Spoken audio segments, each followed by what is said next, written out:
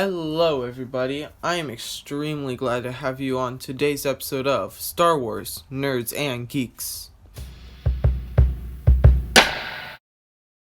So, last episode was the first in a multi-part series where we discussed the pros and cons of every Star Wars live-action movie that I can think of. The last episode was all about the Phantom Menace, which, if you didn't already see that episode, I encourage you to go back and watch that before you see this one. So anyways, given how the last one was the Phantom Menace, logically, it follows that this one is going to be episode 2, Attack of the Clones. Similar to Star Wars episode 1 and all the prequels, as a matter of fact, the Attack of the Clones has been on the receiving end of much criticism. When he made Attack of the Clones, George Lucas took into account the criticism that he received for the Phantom Menace and tried to fix it in Attack of the Clones, such as giving Jar Jar Binks less screen time. However, fans still had lots of problems with Star Wars Episode 2, Attack of the Clones. So one problem with the Attack of the Clones is one that people had with the Phantom Menace. And I won't discuss it that much because I already discussed it in the last video. But the problem is CGI. CGI is essentially makes Star Wars not look like it used to, and it makes it look completely new, which is something that not a lot of people like. So while we're on the topic of things that people did not like from Phantom Menace, that they also didn't like about the Attack of the Clones, let's talk about villains. So in Phantom Menace, there was this great villain called Darth Maul that lots of people loved, including me, but he died really quickly without doing much. Now, something similar happened in Attack of the Clones. I'm not sure exactly how much people loved him, but Jango Fett was in the movie just for a little bit. He just did a little bit of things similar to Darth Maul, and he ended up dying really quickly. And so that's a pattern that's just been consistent throughout the first two prequel movies. They don't have these great characters that they don't have these characters that are good or are likable that no one really likes, and they finally get in a character that's pretty cool and they just die right away. So now let's talk about the biggest problem with Attack of the Clones. So when I first watched Star Wars Episode 2, I loved it for many reasons, which I'll be explaining later. However, the more I watched it, the more I became bothered by this just one problem that kept presenting itself, and it just annoyed me so bad, namely Anakin and Padme. So at the beginning of the movie, Anakin and Padme have to go out so that Anakin can protect Padme from the bounty hunters that are trying to kill her. While they're together, it becomes obvious that they love each other, and there are many, many scenes that show this. Now, this is very important to the plot that you know how much they love each other.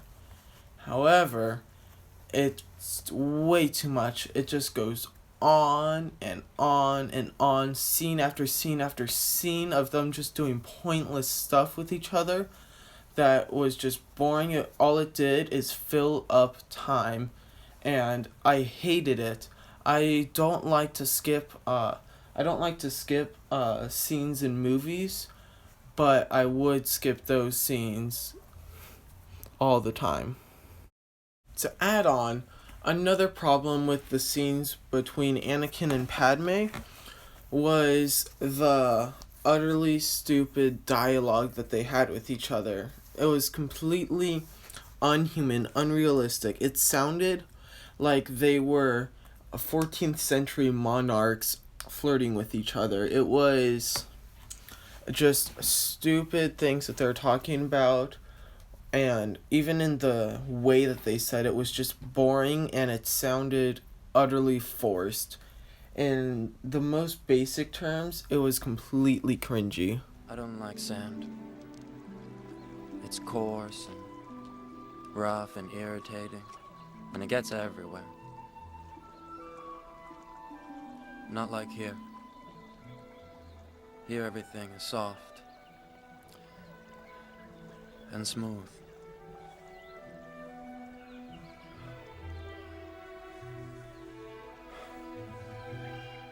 The problem with this, bigger than even how awful and unbearable it is to watch, is that it's not just that one scene. It's not two scenes. It's scene after scene after scene. That's almost all they do in the movie. So, another problem that lots of people have with Attack of the Clones is a similar problem to what they had with The Phantom Menace, and that is the plot. In Attack of the Clones, the plot is all over the place. It goes from Padme almost being assassinated to Obi-Wan Kenobi figuring out who the assassinator is, to Anakin and Padme going off to Naboo to be protected, to Obi-Wan Kenobi figuring out this deep plot going on with the clone army, and that in itself is just completely crazy, and it's just barely touched on, whereas it should have been touched on more. Anyways, then it goes to the Jango Fett being introduced, and then Obi-Wan Kenobi chasing him. It leads him to Geonosis. Meanwhile, Anakin and Padme are having their problems with the Tusken Raiders, and then all of them meet up on Geonosis, and then they get freed by a bunch of Jedi, and then suddenly all these clones show up, and there's a giant battle. And that is sometimes can be really hard to follow. So what I feel like a good movie is a movie that without any thinking you can watch and understand it, but you also have the ability to think about it more and dive deep into it and understand these things more. You can understand these things better, except but you don't need to do that for a good movie. However, with Attack of the Clones, most of the time you're going to be needing to understand that, to dive deep into it to actually understand the movie. Speaking of characters, I have a game for you. It's called Did People Like This Character? I'm going to show a character on the screen, and you're going to decide whether they like them or not. Okay, do the majority of fans like this character? Do the majority of fans like this character? Do the majority of fans like this character? Okay, do the majority of fans like this character? Ding ding ding.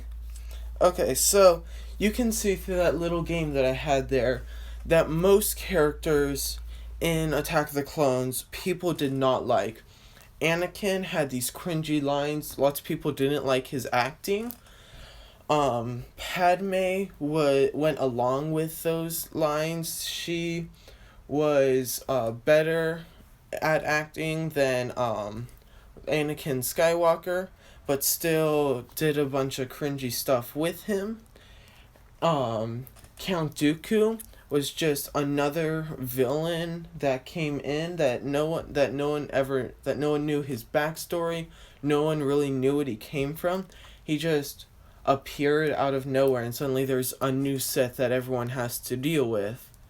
The only character that I can find most people liking from Episode 2 Attack of the Clones is Obi-Wan Kenobi. He has some pretty good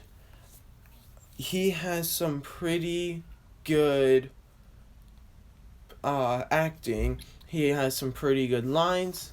He does a bunch of iconic stuff. He he doesn't do anything cringy. He's actually, a lot of people I have heard say that they live to watch, that they watch episode 2 just to see Obi-Wan Kenobi because that's how good he is. When many people saw Attack of the Clones, I think it's fair to say that they thought, I want to go home and rethink my life. But the thing is, Attack of the Clones actually had some really good and interesting parts in it. So one such part, as I mentioned earlier, was Obi-Wan Kenobi. Obi-Wan Kenobi, I think, is just a classic fan favorite Jedi. He, in episode 4, you didn't really get to see much about him, but then when you got to see 1 and 2, you got to start seeing how truly incredible of a Jedi he was, and how he and Anakin had their roots together, and that's all really cool. He has a bunch of interesting, really cool fight scenes from he has all these fight scenes in the Geonosian arena, which are really cool. And then he has those fight scenes with Jango Fett. So yeah, Obi-Wan Kenobi is a pretty solid character in this movie that is, as I mentioned earlier, part of the reason that many people haven't completely abandoned Attack of the Clones. So at the beginning of this episode, I mentioned that I had a bunch of things that I loved about Attack of the Clones. And the main thing was something that I mentioned in my Phantom Menace episode, which is the big giant battles. As a kid, I just loved to see the big battles being happening and seeing how two armies fought together, and I just love seeing all the just the ways that they integrated the technology into it to making it a really cool fight scene. So like in the fourth movie, you didn't really get any cool ground battles. You got the attack on the Death Star, which was pretty cool, but nothing else. Then you get to episode 5, and you really only have that one ground battle on Hoth, which is something that a lot of people like, but it just wasn't entertaining enough for me. And then 6 has some pretty cool fights in it, but when I watched episode 2 and I got to see the clones fight, I just really loved that and enjoyed it. Sometimes I would go back, watch episode 2, and skip all the way over to the fights, to the very, very last fight scene, because of how much I loved it and how cool it looked to me. So another element about Attack of the Clones that was really something that I liked was how there was this air of mystery around the clone army that gets revealed. So Obi-Wan Kenobi he finds this clone army, and near the end of the movie they come in and they fight with, they get led by Yoda and free all the Jedi, and then end up trying to take down the Separatists. And then the next movie you can see that they have integrated to make, Jedi and the clones have integrated to make a big army.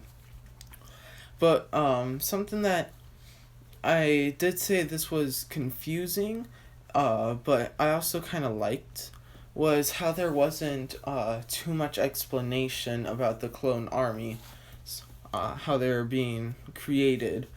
It was confusing because there was just suddenly a big army there, and you had no clue how it got there or why it was there or any.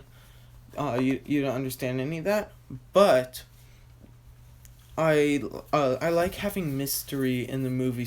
I like having stuff that you just never really know, like Yoda's species has never ever been No one knows what his species are, and I don't think no one ever will.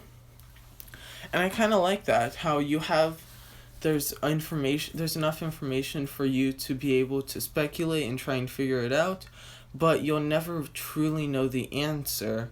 But of course, with the clone armies, if you read Legends books, you get ideas on, you start to understand how it's created, and then when you get to if you start watching the Clone Wars, they give you a little bit of backstory in the clone army.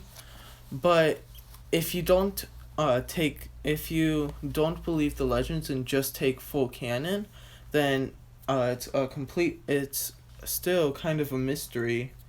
And I really like that about movies, how they have these how they have a mystery going on that you need to solve, or that you don't need to solve, but that you want to solve and you want to know the answer to.